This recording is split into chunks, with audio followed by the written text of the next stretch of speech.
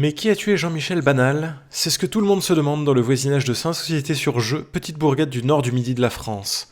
L'archéologue a été retrouvé dans son bureau, un coupe-papier planté dans le dos. Pour le moment, la police municipale penche pour la thèse du suicide et, je cite, à la recherche des complices et de l'arme du crime.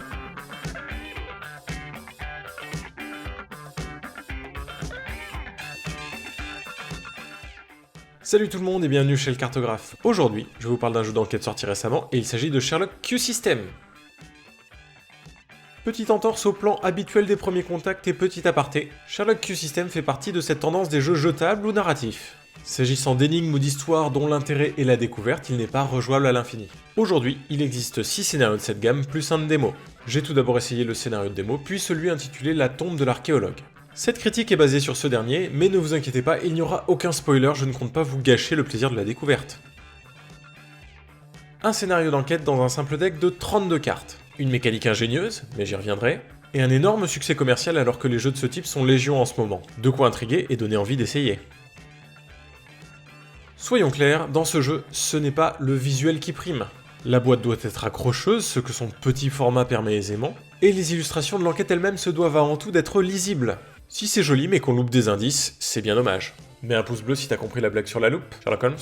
Loupe? Non, c'est pas grave. Pour en rajouter une couche, le Q de Q-System fait référence à la forme de la loupe. Si vous l'aviez su, vous auriez tout de suite compris. Quoi? Que j'enchaîne?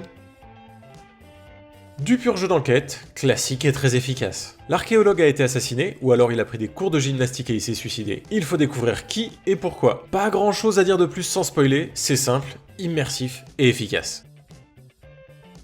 Comme je le disais tout à l'heure, il existe de plus en plus de jeux d'enquête ou de type escape game. Petit clin d'œil à Exit et Unlock, dont je reparlerai sans doute un jour. Celui-ci se démarque par son petit format et son petit prix, mais surtout pour moi, pour sa mécanique de jeu assez innovante. Comment ça marche? Après le briefing, vous avez un certain nombre de cartes en main, mais vous n'avez le droit d'en révéler qu'une petite partie aux autres joueurs, les parties soulignées ou encadrées. À votre tour, vous choisissez une carte et la jouez face visible, si vous pensez qu'elle est pertinente, ou vous la défaussez face cachée si vous pensez qu'il s'agit d'une fausse piste. Alors, je pense que je vais jouer une carte qui concerne le chien de la grand-mère du cousin de la sœur de la victime. Mais d'abord, je défausse cette carte qui parle de preuves directes et d'empreintes digitales. Aucun intérêt. À la fin de la partie, vous obtenez un score, chaque fausse piste révélée enlevant un point. Mais lors de la phase finale, la discussion avant la résolution, vous avez le droit de faire appel à votre mémoire et à discuter d'éléments que vous avez vus mais défaussés. Vous êtes sûr que c'est lui ? Parce que je crois me souvenir avoir défaussé une carte lui donnant un alibi irréfutable. Non, je sais plus. Le système de jeu est suffisamment simple pour qu'il puisse passer au second plan et que l'on puisse s'intéresser au principal, l'enquête. Là encore, elles tiennent en une demi-page et c'est tant mieux. Elles ne sont là que pour soutenir le jeu. Les déductions, les fausses pistes, les indices, tout ce qui compte en fait. On est plongé dedans et très vite confronté à des dilemmes. Cette carte a-t-elle le moindre rapport avec l'intrigue? A priori, je m'en fous de savoir ce que le voisin de la victime a fait 3 mois avant, mais si ça se trouve, lors du puzzle final, ce sera l'élément manquant. Le fait de pouvoir communiquer partiellement, très à la mode, voir ma vidéo sur Fuji, est essentiel ici. Vous pouvez compter sur les conseils des autres joueurs, mais ces conseils sont biaisés. Ils n'ont en main qu'une partie des éléments de vos cartes, les seuls que vous avez pu leur donner. Toutes les cartes ont été posées ou défaussées, il faut maintenant faire les bons choix. Une fois mis d'accord, ça nous a pris 2 jours, les joueurs répondent à une série de questions, et un score leur est donné, auquel il est demandé de soustraire 1 point par carte fausse piste révélée.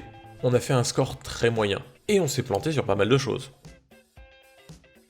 Autour d'1 heure, parfait pour ce style de jeu. Facile à jouer, facile à sortir pour un groupe de joueurs qui aiment se creuser les méninges en se mettant dans la peau de la police municipale secrète criminelle. Oui, ça existe.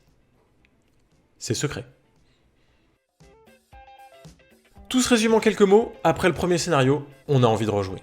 On a passé un bon moment et l'originalité du système de jeu y est pour beaucoup, mais aussi la qualité d'écriture du scénario. Seul bémol, le jeu est prévu pour pouvoir être joué seul, et c'est faux.